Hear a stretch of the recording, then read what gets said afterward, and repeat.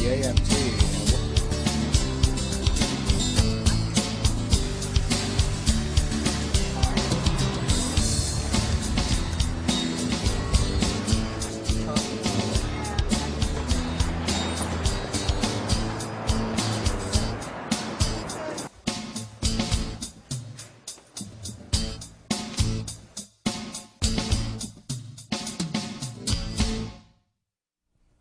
Good evening and welcome to Brian Lehrer Live. We are here live every Wednesday night this fall at 7:30, and tonight we continue our series, The Mayoral Race as Seen on TV. Now, forgive me for being blunt, but it's been another pathetic week for those New Yorkers who rely on their local TV news channels for information relevant to the mayor's race, with one exception, the cable channel New York 1.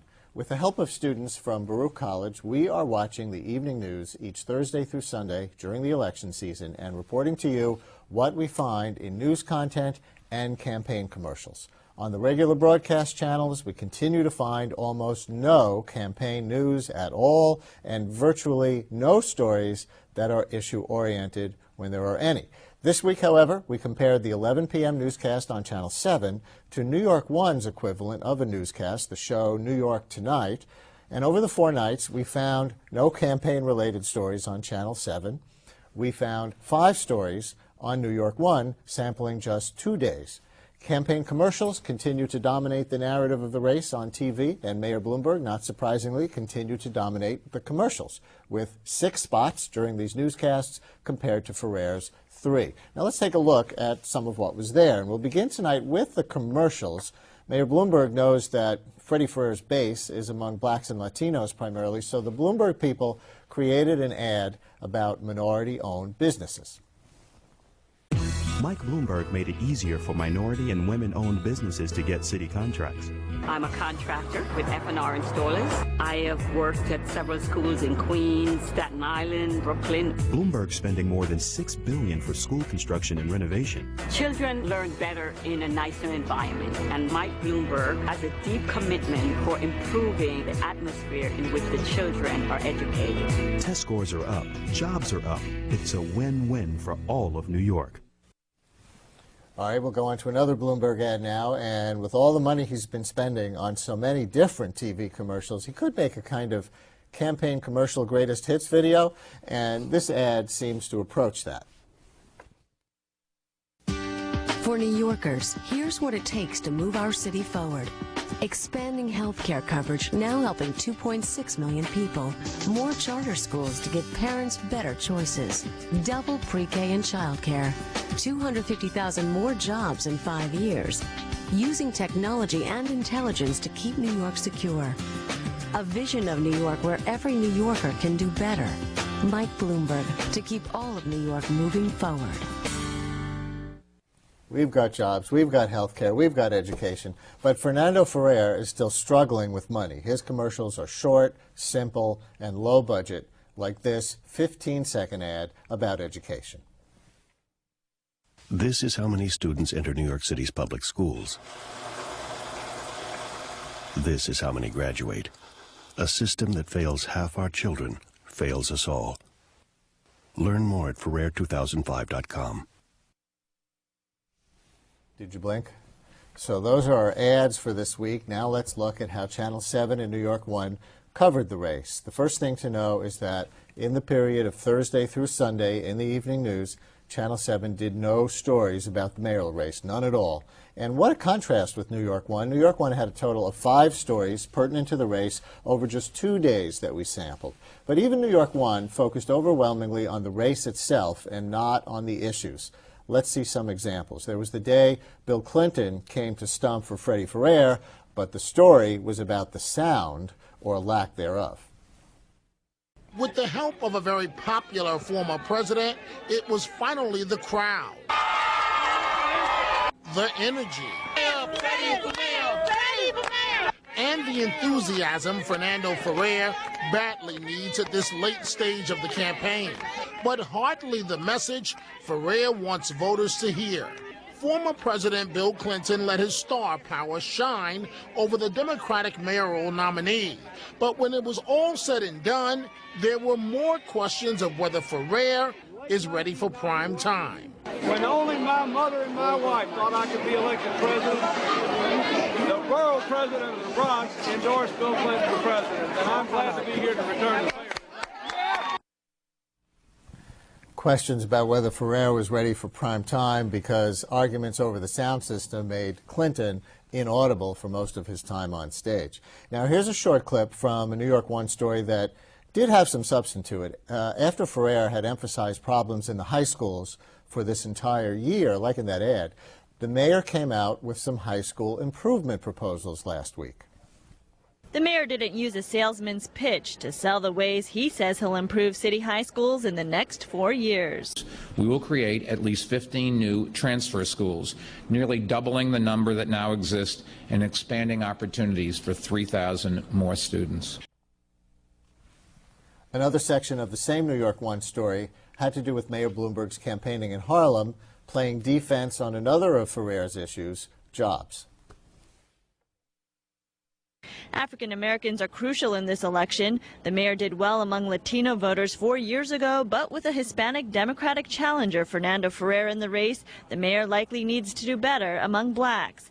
At an endorsement news conference, he promised to work on the troubling statistic that 40% of African American men are unemployed. There are 150,000 more New Yorkers working today in this than were working 2 years ago. And I'm really determined to make sure that every community gets equal access to all our jobs. The mayor projecting his usual confidence. By contrast, a story about Harlem and Ferrer showed more trouble for the beleaguered Democrat. Another day, another problem on the campaign trail for Fernando Ferrer. Our Dominic Carter explains how the Democrats' political team failed again and why he's now counting on the Clintons more than ever. With a little more than 2 weeks to go and trailing in the polls, one has to wonder if Fernando Ferrer will ever catch a break. The guy running for mayor in the last 2.5 weeks has a pretty hectic schedule. The day after having no audio system for his endorsement from Bill Clinton, this is what awaited reporters bright and early Friday morning who were waiting to hear Ferrer deliver a speech. An empty room full of chairs at an African-American conference. Ferrer was set to speak, but organizers were not ready to go. His campaign later released this statement, quote, "The 2005 Black Church Means Business Conference unfortunately did not start on schedule. Due to a tight schedule, Freddie Ferrer regrets that he was not able to speak at the previously planned time." His campaign also released Ferrer's remarks, which he would have delivered. Well, joining us now to talk about the television coverage and the mayor's race in general are Daily News columnist Juan Gonzalez and New York Post editorial board member Robert George. Welcome to Brian Lehrer Live. And, you know, we don't see a lot of coverage, even on New York One, of the issues in this race, Juan. We see a lot of campaign race, campaign event kind of coverage, and of course we see the commercials. How are New Yorkers supposed to make up their mind on the issues that they care about, and we know they're out there: jobs, housing, education? Well, they have the crib notes through the commercials, obviously. I think that's the best that you can say at this stage. I mean, there will be a couple of debates coming up in the next 2 weeks where some people will be able to at least finally hear the two candidates directly, face to face. And hopefully there'll be some chance to get at some of those issues now. And most people think it's too late, but I think that at least gives some opportunity for people who care about trying to find out, are there any basic or fundamental differences between the two, and what kind of leaders would they appear to make? And so, Robert, would you agree that Mayor Bloomberg was right strategically to avoid the Apollo Theater debate in early October, because he's kept the tone of the coverage like this? Not that Ferrer hasn't earned it, but he's kept the overwhelming narrative on television of this race defined by his overwhelming wealth in the campaign commercials, and there's no direct comparison. That may very well be true. I mean, everybody's talking. Everybody's talking about polls, and as you said, it's all about the campaign. And as opposed to actual issues. I mean, I thought it was a mistake for the mayor to actually to have skipped the Apollo debate, because I think that had he gone to the debate, arguably Ferrer could have been in worse shape than he is now. It's hard to imagine him in worse shape than he is now. But I mean, I think it's very interesting if you look at campaigns. If you look at where the candidates are where they're appearing, that will tell you how the campaign is. The mayor is campaigning in Harlem, even though that should be arguably, Ferrer territory. He's going on the offense. Ferrer, on the other hand, he gets Bill Clinton, which is, in a sense, the biggest superstar, and it's an appearance in the Bronx, which is Ferrer's home turf. That suggests that the campaign is not where it should be. Juan, I think we see a pattern with the news stories about the Ferrer campaign, and that he's got this problem on the campaign trail, he's got that problem on the campaign trail. Very dismissive of him in terms of competence. Is this deserved on his part? I think it's not.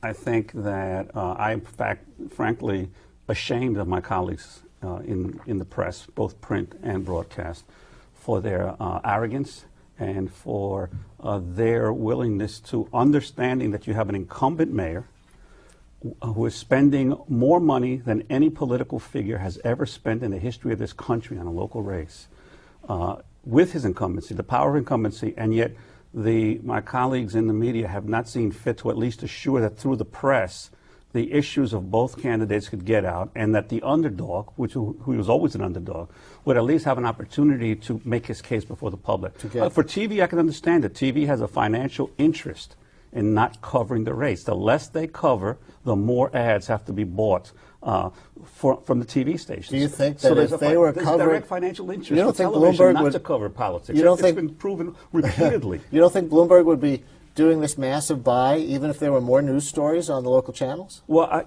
yes, he would. But the reality of the TV being able to cover the race would have at least allowed more for Ferrer to be able to put out some of his perspectives and positions.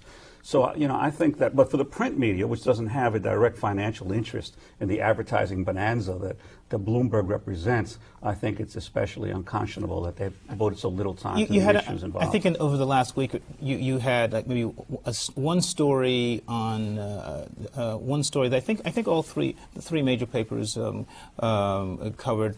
Bloomberg unveiling his housing plan, or affordable housing, and I think a number of people pointed out that a lot of it was, the language was cribbed directly from Ferrer. I mean, the thing is, though, you have sort of like a 1 day or 2 day story about that, and then there's not much follow up, and then it's back to the race. Well, let me give you an example. One of the commercials, Bloomberg commercials you just had on there, the mayor was talking about 250,000 more New Yorkers are working now. Have any reporters checked the employment figures? I checked them this week. The State Department of Labor says that there are 81,000 less jobs last month in New York than there were in December of 2001 when Mayor Bloomberg was, the month before Mayor Bloomberg became mayor. 81,000 net jobs have been lost in this city in the last 4 years. Now, at the same time, the mayor points to the fact that there's an unemployment rate that's gone down. So I say to myself, how is it possible that the unemployment rate is going down while there's been a net loss of jobs in the city? Well, obviously, it either means that hundreds of thousands of people have left the city in the last few years, or they've been so discouraged they stopped looking for work, or maybe there's a whole lot of them just fighting in Iraq right now. But for some reason or other, that hasn't been explained. And I'd love to hear some reporter try to investigate that rather than just accept what the mayor says at face value. Can you fact check that? Do you agree that there's been a net loss of jobs? I don't know that. I don't know that number. I do know there was another announcement within the last few days talking about how many jobs have been created in, say, the last month, and jobs have been created But the flip side had happened, that the unemployment rate had actually gone slightly up because there were more people entering into the workforce. But I don't know the specific number that Juan's referring to. I'll tell you what, we have our phone number up on the screen, and if anyone wants to call in and say anything or ask anything about the mayoral race or coverage of the mayoral race, you're welcome to do so at 212, you see it there, 251-0801, and we have a caller right now, so let's talk to Bob on the Upper East Side of Manhattan. Hello, Bob, you're on Brian Lehrer Live. Good evening. I'd like to know what coverage of Latino issues, especially now with many more Mexicans, and this could tie in with your jobs issue, because while the number of jobs is counted by establishment, the unemployment rate is done by a household survey, and whether or not this increase in low-level food service type jobs could be captured by the establishment survey. But the household survey, when they surveyed 50,000 families or households in an 8-month period where they count 4 of the months and don't count the other 4 of the months, this is the way the Bureau of Labor Statistics does it, might be undercounting those types of jobs. All right. Juan, do you think he's onto something? Well, I mean, that's entirely possible. I mean, I'd like to see some kind of rational explanation for why the unemployment rate goes down while the number of jobs registered go down. And I think the other issue is also what kind of jobs are being created. I mean, increasingly, one of the issues that the mayor has pressed very strongly on with Dan Doctoroff is the development of more big box stores. Targets, Walmarts, Home Depots into the city everywhere, in every neighborhood. These are usually non-union jobs that pay, that don't have health care, that pay low wages, and inevitably they also take jobs away from other neighborhood businesses long established, so that the kinds of jobs that are being created in the city, as well as how many actually have been created, I think would deserve some kind of like real investigative reporting. It's not being done. Robert, we have an issue of a social contract, don't we? If we have an unemployment rate that's about 5%, even if it's accurate, and we have a poverty rate in the city that's 20%, according to the government, it must mean that a lot of hardworking New Yorkers are still winding up below the poverty line. And it's not really being addressed in the campaign. Well, I think that's true. I mean, I think that's it. I mean, it's certainly a legitimate point. But the question is, for whatever reason, Freddie Ferrer has not really he's either not articulated a vision to address that specific issue, or this is the question of whether he has the resource, whether he's got the resources, because he has a lot less money than, say, the average Democratic candidate would normally have at this time. And I think part of the reason is that, aside from people perceiving Bloomberg to be naturally a natural winner, quote unquote, Bloomberg's base is, it's a lot of wealthy liberals, a lot of wealthy Democrats, Upper West Siders, who would normally be supporting the Democrat, but they see Bloomberg as basically culturally one of them, and so they're sticking with him. Yeah, and Juan, Ferrer hasn't run a very creative or feisty or ideas-oriented campaign, has he? I mean, I know he's been carpet-bombed by Bloomberg's money, but where is that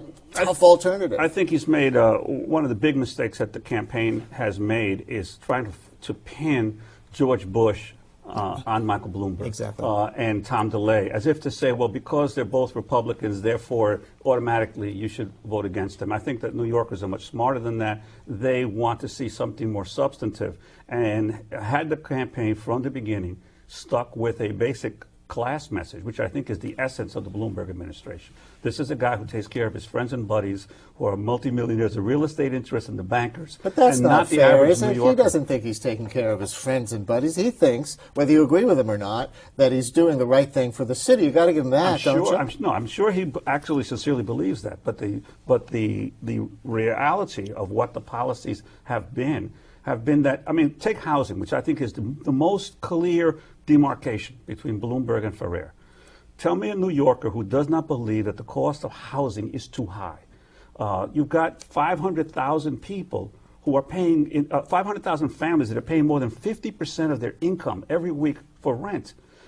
And yet the Bloomberg policies have been largely to provide tax breaks for luxury housing development when half the families in New York make less than $40,000 a year. I wouldn't necessarily agree ideologically with what Juan is saying, but I think in terms of a campaign strategy that makes far more sense than doing the Bloomberg's too close to Bush stuff. Let's take another call. Jane in Cambria Heights, you're on Brian Lehrer Live. Hello.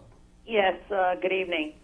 I'm calling because I'm a Democrat, and I, unfortunately, am going with Mr. Bloomberg. And it's partly because I think he's done a really good job, and partly because the Democrats, time and again, have not given me any meat and potato to hold on to.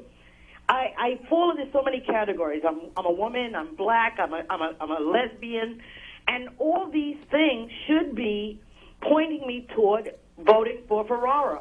Jane, I'm going to ask you to get specific and tell me on what specifically you think Mayor Bloomberg is doing such a good job. Well, for instance, when he came in right after 9/11 and dealing with this Giuliani, he came in and he spoke to everyone. He didn't ostracize the black community as Giuliani had. He came in and economically, I thought New York was in for a crash because of 9/11. And there are jobs, I understand, I listen to your show, I know that jobs have been lost, but for the most part, the feeling is that there are jobs, that the city is in a good state, that crime has gone down, all the things that working New Yorkers want, no matter what category they fit into. Jane, I'm going to leave it there so we can get some other people in, but thank you very much. Juan, there's the case for Bloomberg by somebody who says she should be voting for Ferrer. Well, she says unfortunately she should be, she's not voting for the Democrat. I think that all I can tell you is what I see as a reporter, in terms of going around the city, and I think that I still see an enormous amount of dissatisfaction among parents in the school system who do not feel that they have any say in the school system. My wife now works in suburban schools after having worked in public schools here, and she says in suburban schools, the parents run the school systems. Here in New York, parents have very little say in their school systems. They're supposedly getting better. That is something I've got questions about. David in Manhattan, you're on Brian Lehrer Live. Hello. Yes, hi, another good show. I want to come back to the original theme of the show. Do you guys really think that more coverage would tell the public more than they need to know? Do you really think we're going to learn anything that we don't already know because of the next two debates? And I'll listen for your answer. Thank you for your call. Robert George, what do you think? I think, generally speaking, that it would be. I think it would behoove media organizations, television media, to focus more on the issues. But it's interesting. I mean, we are in a very media intensive world, and it could very well be that there are that New Yorkers, in addition to the big papers, they're also getting the freebie papers, and they've got access to the internet and radio, of course. And it may very well be that they've gotten a lot of information from Freddie Ferrer even during the primary, and they know where but I think there's a lot of ignorance out there. And to the caller, I would say, you may be a politics junkie, but there are a lot of New Yorkers who are extremely ignorant of the issues, of how government policies affect their lives, of how Ferrer and Bloomberg are similar or different on the issues. So my answer to you would be yes, more coverage would make a difference. Robert, do you think that it's possible that many New Yorkers have been brainwashed, forgive me for using that word, by the relentless, upbeat Bloomberg commercials portraying New York as Shangri-La that go unanswered because Ferrer doesn't have the money? There's one message out there, and it's things are great. I would say that that certainly has an impact. However, it is also the case, and there have been a number of cases at the national level and at the state and local level as well, where you have self-financed candidates, all this money, and they lose. And they lose. Tom Golisano, has tried twice, to do that. So I think the fact that Bloomberg has a record and to run on top of the money is and Juan, you've been very supportive of Ferrer, but given at least the way Bloomberg is perceived and Ferrer is perceived by most of the electorate apparently, do you really think Freddie Ferrer would make a better mayor than Mike Bloomberg? Well, I happen to believe he would. But I also think that even if he doesn't win, he's already accomplished quite a bit. And I don't think I think people need to understand that people define winning and losing strictly in terms of whether you come in and win the seat you're looking for. Ferrer has managed to force Bloomberg to do a lot of things. I mean, in the last month and a half, more than a half dozen labor union contracts have suddenly been negotiated. The correction officers, the Sergeants Association, the teachers, one union after another has suddenly gotten a contract in the last month and a half that they weren't able to get for years. That would happen naturally. It all happened in the last month and a half.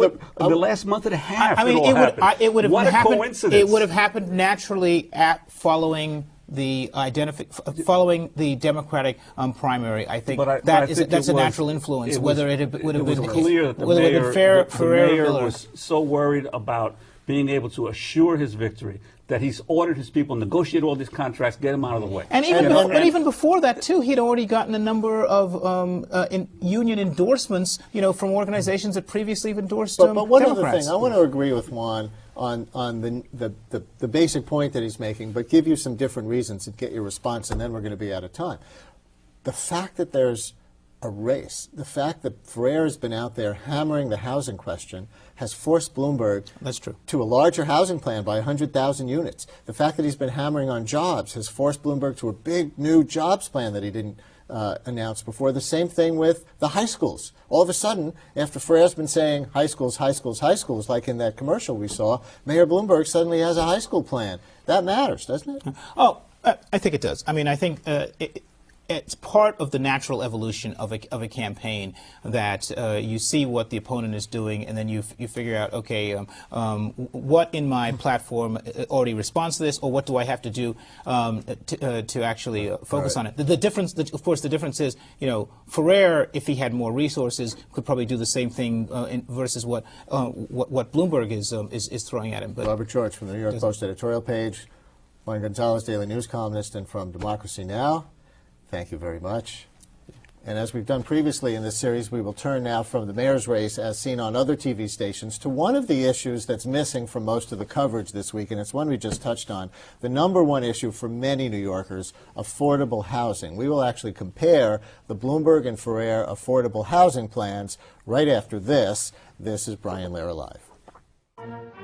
Hey, don't forget to vote. Don't forget to vote. Don't forget to vote. Don't forget to vote. Don't forget to vote. Don't forget to vote. Don't forget to vote. Don't forget to vote. Don't forget to vote. Don't forget to vote. Don't forget to vote. Don't forget to vote. Don't forget to vote. Don't forget to vote.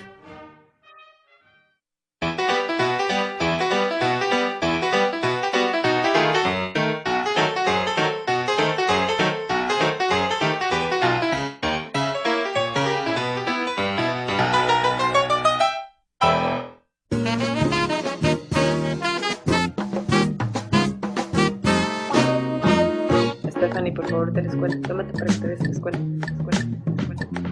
Bienvenidos a Nueva York, programa dedicado a todos los temas que son de interés al público hispanoparlante, celebrando su diversidad y contribuciones a la vida de esta ciudad.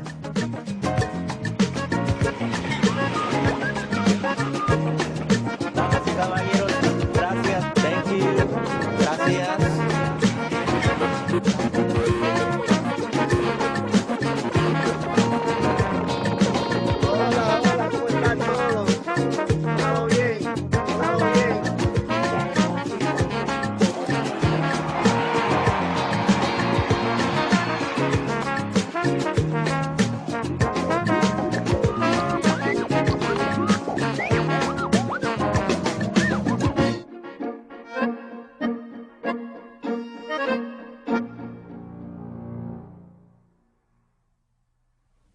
This is Brian Lehrer Live. We're here live every Wednesday night this fall at 7:30.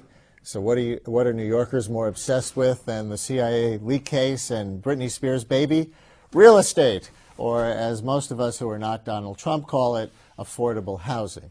And one thing we can say tonight, nearly 2 weeks before Election Day, even if Fernando Ferrer is not elected mayor, as I was just saying before the break, it looks likely that his candidacy will have an effect on the future of affordable housing in New York City. That's because after Ferrer announced his plan for 100,000 more units of affordable housing than Mayor Bloomberg had been planning, the mayor, not to be outdone, announced a much more aggressive housing plan of his own. So who's got the best ideas? Well, let's compare the two. With me now is Hilary Botein, coordinator for Housing First, a coalition advocating for affordable housing. And our phones are still open for you at 212-251-0801. Welcome to Brian Lehrer Live. Thank you. Do you agree at least that the campaign has been a success, regardless of who wins, in the sense that both candidates are talking about housing, and the mayor, who I've spoken to him about this, he was very happy with his plan for 68,000 new units of housing. All of a sudden, he's got a plan for 165,000 new units.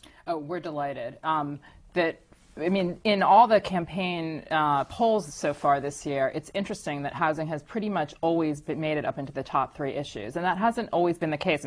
Education and crime and jobs are usually the top 3. So it's interesting that voters really put housing right up there in the top 3 issues. And then it's very impressive that both candidates have released such broad and deep and very well thought out plans. Do they propose to create different kinds of affordable housing?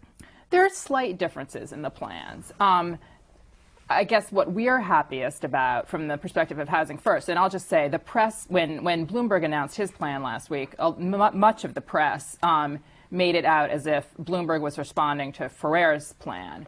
At Housing First, we like to think that both of them were responding to the Housing First plan, which we've been pushing since 2001. And honestly, both of the plans come very close. Housing First has been advocating since 2001 for a 10-year, $10 billion, 186,000 unit plan. And the Bloomberg plan would have 165,000 units, and the Ferrer plan is about 167,000 units. So they both come very close. And when we say affordable housing, one of the questions is affordable for whom? I've read that Ferrer's plan creates more housing for relatively very poor people, whereas Bloomberg's housing creates more housing for middle-class people. Is that accurate as you read them? You can't compare the plans exactly, and I'm not trying to shy away from comparison, but you actually can't compare the plans exactly on what proportion of low-income units they create. We were very pleased with the Bloomberg plan because it shifts it shifts the emphasis from its prior plan. One of Housing First's critiques of the 68,000 unit plan from the beginning has been that it was a good start, but that it placed too many resources in creating middle and moderate income housing. The new Bloomberg plan proposes to about 70% of the units would be dedicated to low-income households. From looking at the Ferrer plan, it looks about the same. Again, you can't compare. It's a little bit apples and oranges, but you can't compare. And just to make clear, because a lot of people don't know, when we're talking about low-income housing, the standard that the housing industry uses is the percent of average median income. So low-income housing the industry standard is 80% of that, so which would be about it's about $50,000 a year for a family of 4. Yeah. That's what's considered low income, below $50,000. Now, one of the things that the mayor has said is that he's proposing a new generation of Mitchell-Lama housing. What exactly does that mean? Well, this is the part of the plan that was touted a lot when the mayor announced the plan, and it's actually not. It's about 22,000 units of the plan. So if the plan is 165,000 units, it's actually not that big a proportion of the plan. It's interesting that it's been really front and center in terms of the touting of the plan. What the idea is to create large-scale rental housing, rental middle-income housing, and again, by middle-income housing, that's usually for people families of 4 who earn between $50,000 and $100,000 a year. Mitchell-Lama was a very successful program in the 1950s and 60s primarily, and created a lot of the large-scale, high-density rental housing in New York City today. So the idea is to create another program like that. Now let's talk about how they'll pay for 165,000 units of new housing. This is something that Ferrer, and you got to give him credit for courage, being the one out there saying, let's raise taxes when he's running for office. He's proposed a tax hike on vacant residential land. How does Mayor Bloomberg say he would pay for all these new housing units? Yeah, well, the Bloomberg plan, first of all, it's worth pointing out that both of the plans, one of the things that Housing First has been advocating for is increased city capital investment in affordable housing. Both plans pretty much hold that investment steady. They don't anticipate making a larger proportion of the city capital budget available for affordable housing. The Bloomberg plan proposes bond issue, a mechanism to issue bonds to raise money for some of the plans. In fact, a new city bonding agency specifically for this. In other words, a whole new stream of borrowing in a city that's already swimming in debt. So much of our tax dollar goes to debt as it is. There are so many bonds out there for transportation and other kinds of things. Can the city afford to borrow more money for affordable housing? You know, right.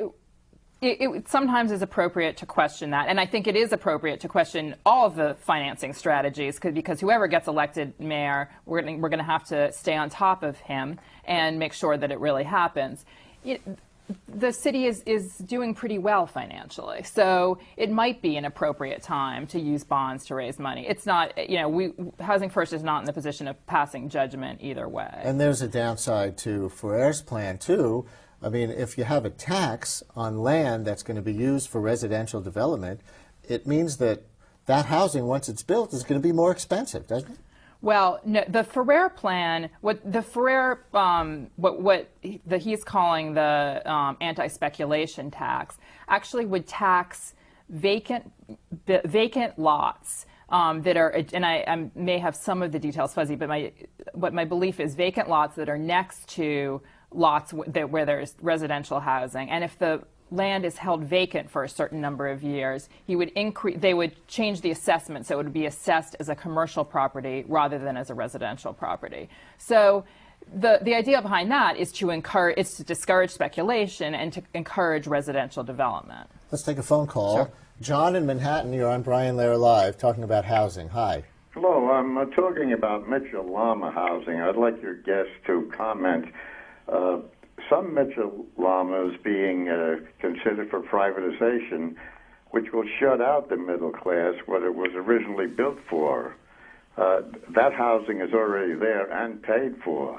Can you comment on that? That's a big issue. And for people who don't know, the rent controls on Mitchell-Lama housing expire after a certain amount of time, and then landlords can convert them to market rate, right? Absolutely. And this is a big concern of Housing First and of many other advocacy groups, the preservation of the existing subsidized housing stock in New York City. And it's not only Mitchell-Lama. There's housing that was financed by the federal government, generally referred to as project-based Section 8, where the same thing is happening.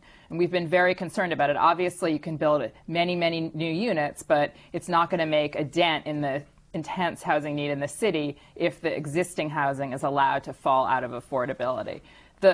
Again, both of the candidates, and this is something that we've been raising for the last few years, both of the candidates address this issue in their plans and seek to put resources into Mitchell-Lama and seek also to provide incentives so that owners won't opt out of the program. And when appropriate, and again, both of the plans are not particularly detailed on this, to provide incentives and tools for tenants to be able to buy the units when appropriate. Let's take another call. Lori in Central Village, you're on CUNY TV. Hi. Hi, how are you? Good. Good. One of the things I've noticed about the discussion of both the housing plans is that nobody seems to talk about how segregated New York City is. And I'm wondering why the fair housing implications of these plans are not being talked about and not being considered. Thank you for that question. Is that an agenda for Housing First? That's a good question, yes. One of Housing First's agenda items is ensuring enforcement of the existing fair housing laws and making sure that that the city is maintained as a diverse environment.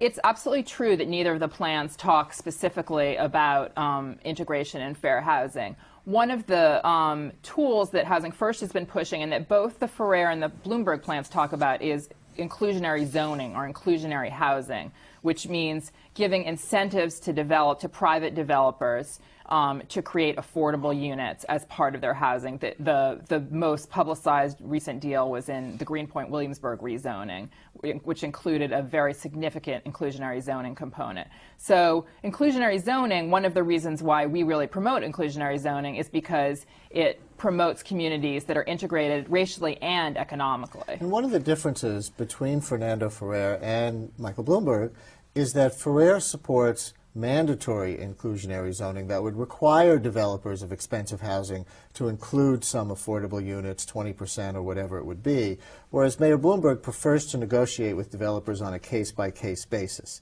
Do you have a position one way or another on that? Housing First does not have a position on mandatory or voluntary inclusionary zoning. However, we do support a citywide inclusionary zoning policy. So we don't want these deals to go on to be negotiated as one-offs. We want there to be a comprehensive citywide inclusionary zoning, or we call it inclusionary housing, because we think that tools other than zoning, such as tax incentives, should be used.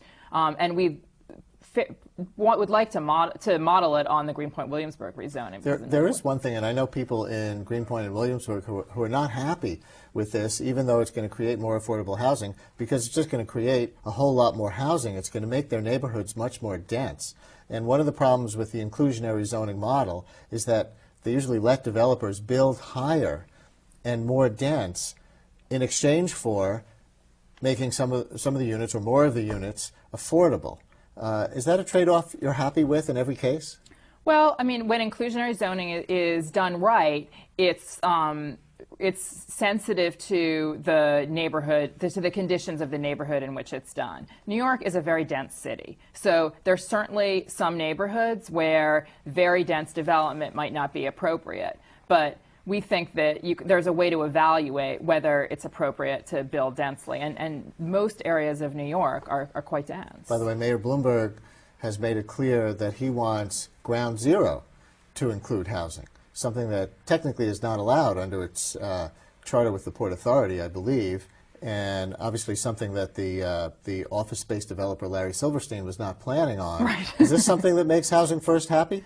Any mention of housing, and particularly in the Ground Zero and downtown area, where there's basically no affordable housing except a few leftover large-scale subsidized housing projects, is very important. And again, to encourage the racial and economic integration, we're absolutely supportive of that. Do you think the real estate run-up, on balance, has been good for New York City? Mayor Bloomberg says it is, that it reflects the desirability of New York, and so that even though we have an affordable housing problem, and for the first time I think he called it a crisis the other day, it still reflects a positive direction for New York. What do you think? We see it as a double-edged sword. Absolutely, it's been very important in attracting resources and jobs to New York City. On the other hand, for people who are low income, and we certainly don't hear about them very much, we hear a lot about the housing boom, for people who are low income, it's really acted to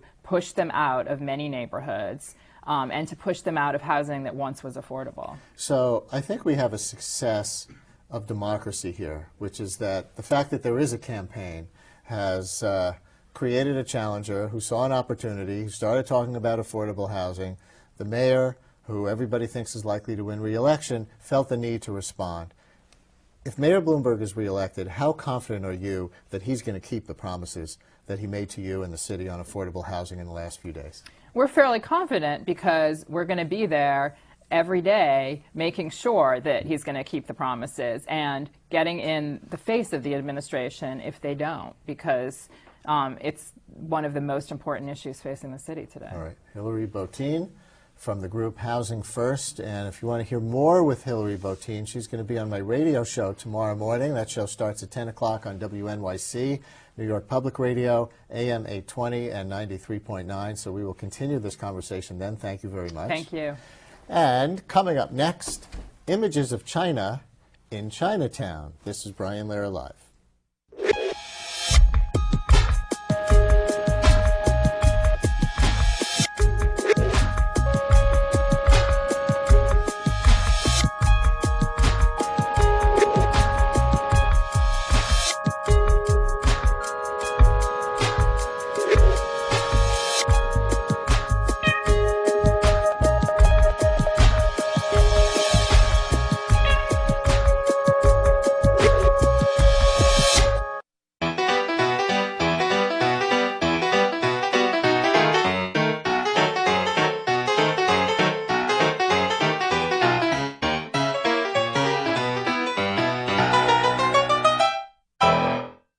Hi, I'm Matthew Goldstein. New Yorkers are choosing CUNY colleges in record numbers.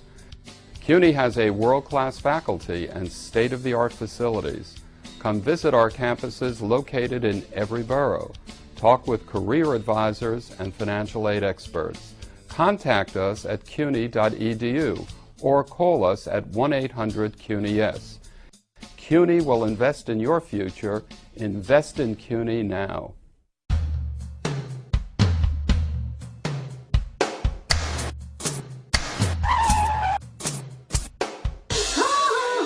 World famous art star.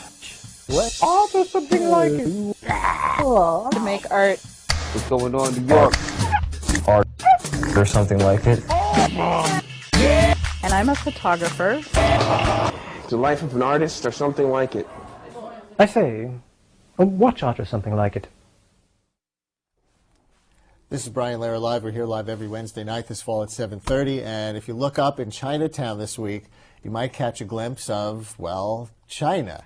A video artist is projecting images of Shanghai and Nanning on a building wall on Canal Street so that passersby in this city walk along city dwellers on the other side of the world. We will see that in a minute. New York-based Brazilian artist Solange Fabiao. Her project is Transitio NYC, and it attempts to point out the striking similarities of urban landscapes around the world. She just got back from Beirut, where she showed images of New York to a curious Lebanese audience, and she's about to project her video on the walls of Rio de Janeiro and on your television here on CUNY TV. Welcome, Solange. Hi, how are you? Give us a little overview of the point of your work before we show some examples. Yes, what I'm trying to do is to bring a city within a city. I'm trying to create a global dialogue so people can see different realities, like overlapping two realities at the same time, so you can experience two places at once.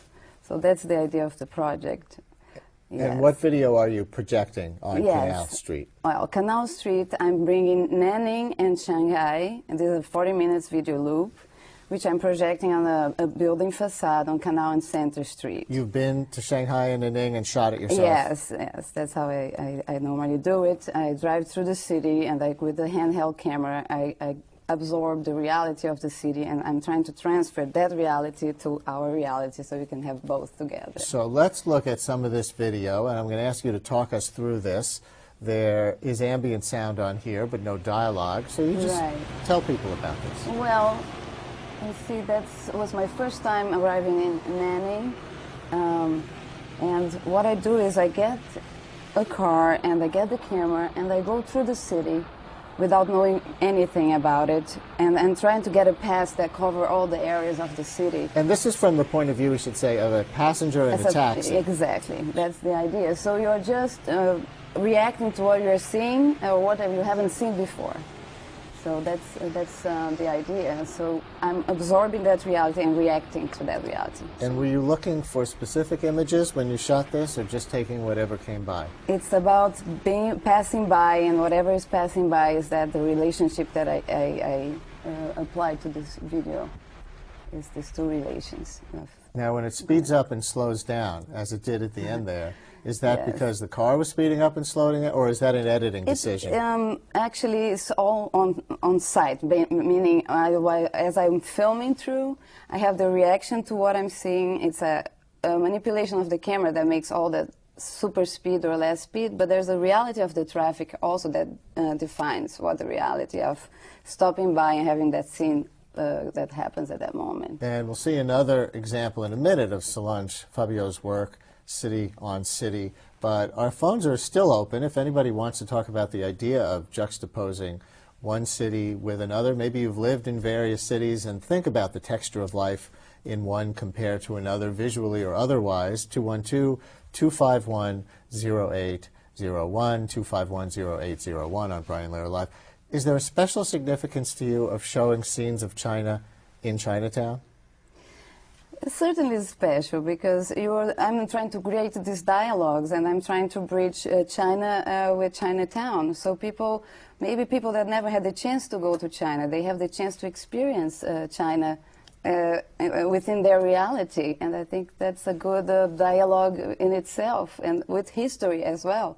So I think there's a lot of elements there which makes it interesting, but it's also New York City and this Canal Street, it's pretty special. And what we just saw, that's already being projected on Canal Street, right? Yes, it started last the Thursday on the 20th, and it goes until the 31st in Halloween. And tell me again where very specifically, so people can go look at it. Exactly on the corner of Canal and Center Streets. And my suggestion is you walk all the way from Broadway down Canal, so you can overlap your passage through the city and the video passage. Right. So you have this experience. Just in case anybody's listening who happened to see this, give us a call and tell us what kind of impression it made on you at 251-0801. Did you have to get anybody's permission to do that projection? Actually, no. It's very interesting because they are private areas. Of course, I have to deal with a lot of issues, but I don't have a need of a city permission because it's a private environment.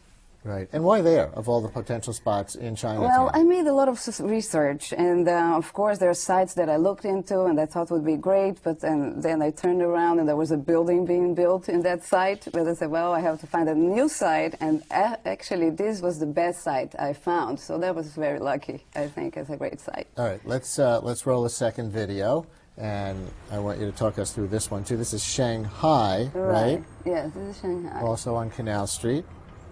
Yes. You see, the car is starting to slow down, and the scenes are beginning to come through. I'm talking about abstraction, about grabbing an instant in the movement, you know, about color, about details of the city. That's what I'm trying to portray. It's like an intimate life of the city, rather than, you know, the image that we are used to, and there's a relation to what is happening at that second, at that moment. Does it look very different to you? I look at this and I think, I don't know what city this is. Could be New York. Could it? Why not? We could. Colorful store windows, people on bicycles. Oh, I think every city has a great personality, and I think really every element shows that is a city where you are. There is that. So what is the reality of Shanghai that you want to show to people in Chinatown? I'm trying to bring things as they are. I'm not trying to make interpretations. I'm trying to, you know, show that experience. And so it's not that I'm trying to make any storyboard or any storytelling. It's just that experience to pass through the city. And that's what I'm trying to bring as a comparison or a juxtaposition. Right. Actually. So it's really, you're a visual artist and you're making a visual statement, and you don't want us to read too much more into it. Everybody's open to look. You know, there's one important thing, I think, because it's the place you're relating to. I think, like, as you said, if I'm bringing Shanghai into Chinatown, it's very different as I'm bringing Shanghai into Harlem. Yeah. So, because I'm dealing with the people that are looking at it. Also, it's not about just bringing that, but it's who is looking at things. Like if I bring, for example, Rio de Janeiro into Beijing, that's something different than bringing Shanghai to New York City. Would they let you do that in Beijing? I guess so. Yeah, you think they will? I think it's happening next year. Yes. Oh, good. Yeah. Now, you brought New York into Beirut. Yes, I did. And you just got back from Beirut, right? Yeah, well, this happens like a month ago. Like what was the footage of New York that you chose to show in Beirut? Well, this was my first film from the series in the year 2000. I filmed all Broadway, from the Bronx down to Wall Street. When I grabbed the yellow cab and said, let's go. I took the camera and I did 1 hour and 3 minutes, 17.3 miles of Broadway. The entire length of Broadway in Manhattan, yes. North to south. How much did that cost? People say, well, you maybe paid $50 for that run. I think it's fair. Right. And so you showed Broadway as seen from the side of a taxi in Beirut. And what kind of reaction did you get? You know, it was a very special site. It was showing us like in central Beirut, and it was an egg-shaped theater, abandoned theater that was partially destroyed. And this site hadn't been occupied for 30 years. So as soon as I had this projection of New York City, I did both Shanghai and New York City in Beirut, and I alternated both. So having that video that lit the center of Beirut that was kind of dormant for 30 years. So people were very excited to see a dynamic life happening into that center. Are there fundamental aspects of urban life that you have found are shared from city to city and maybe discovered in a new way or shared through looking at it through the lens? Oh my God, that's a difficult question. I think the spirits of the people is the thing that most impressed me, because when I'm passing through, I have such a normal reaction. People are like by themselves walking, and I think it's a truly spiritual moment of being like passing by through a place by ourselves. Global, universal urbanity. It's our spiritual capacity. Yeah. You know, the last segment that we did was on the mayoral race, and the arts are a perennial issue in New York City. Is this something you've thought about at all? Does New York City treat the arts like yours, well these days? You know, I think I have a lot of very welcoming process doing this. Of course, it's a hard process, and there's different minds and different opinions, but at the end, I think also with the time frame that I imposed to myself to have this happening, I think I got great support for a lot of different organizations throughout Lower Manhattan. You live in New York, right? I live in New York, yes. Would you rate Mayor Bloomberg with respect to the arts, one way or another? You know, I am for the arts, and I'm for people supporting the arts, and I think he's trying to do that, and I think that's good. Did you like the Gates? Yes, I like the Gates very much, and I like Jean-Claude and Krista very much. And you're going to your hometown, Rio, to film next, right? Yes, I will film Rio and... in a taxi again? In a taxi again. I'm to ready. show in Beijing? That's what's going to happen. What was the most unusual thing you saw on your trip down Broadway? Or what do you like? What footage of yours? We don't have that one, but what footage of yours did you like the best? Broadway was a very energetic video. It was the first one, so I had really special, like, I'm going to something that I have no idea, and I'm going to rush through. There was a lot of dynamic, a lot of abstraction, you know, interaction, and that was a very exciting video. Therefore, I started this whole series after that. Solange Fabiao. Great stuff. Really fun. Thank you very much. Thank you for having me. And that's it for tonight's Brian Lehrer Live. We're here live every Wednesday night this fall at 7:30. Meanwhile, join me weekday mornings at 10 for my radio show on WNYC, New York Public Radio. Tomorrow morning, we'll have live coverage if indictments are announced in the Valerie Plame case. Other than that, we'll talk more about housing. Have a great night.